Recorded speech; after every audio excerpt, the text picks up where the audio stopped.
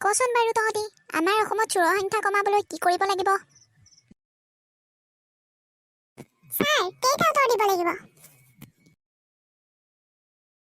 তহঁতি কৈ থাচোন কি পাৰ।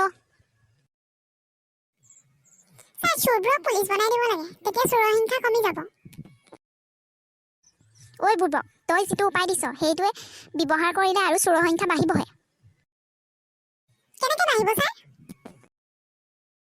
ঐ মূৰ্খ, তেতিয়া মই পুলিচত চাকৰি পাম বুলি চবেই চোৰকে কৰিবলৈ নালাগিবনে? ছাৰ কথাটো খঙতে হয় দিয়ক। মই আকৌ ভাবিয়ে নাচালো নহয়।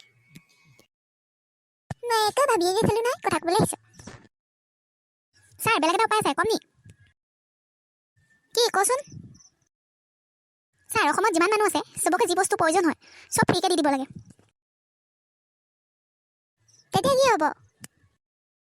ছাৰ চোৰৰ সংখ্যা কমি যাব আকৌ। খা বাপেকে ভীমকলটো, তাৰ উপায় চাচোন। ছাৰ কি হ'ল আকৌ? গোটেই অসমৰ মানুহসোপা ফ্ৰীকৈ যদি খুৱাবলৈ হয় পিন্ধাবলৈ হয় আমাৰ চৰকাৰখন দেউলীয়া নহ'বনে বাৰু?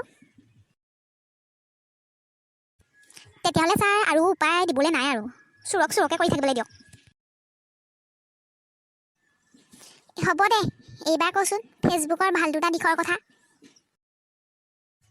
ছাৰ প্ৰথমতে ধুনীয়া ধুনীয়া ছোৱালীবোৰক দেখিবলৈ পোৱা যায় ফেচবুকত। দ্বিতীয়তে কোন ক'লৈ ফুৰিবলৈ গৈছে গম নাপালোহেঁতেন। যদি কোনোবাই ক'ৰবাত ফুৰিবলৈ যায় পুটুককৈ ফটোকপি মাৰি ফেচবুকত আপলোড কৰি দিয়ে, মই আমুকলৈ আহিছোঁ, তেতিয়াই গম পাই যাওঁ এইটো মানুহ আমুকলৈ গৈছে বুলি। ছাৰ আৰু এটা কাৰণ আছে, কাৰ বাৰ্থডে কেতিয়া সকলোবিলাক গম পোৱা যায়। খুব সুন্দৰ হৈছে, খুব সুন্দৰ হৈছে, জধা মূৰ্খহঁত।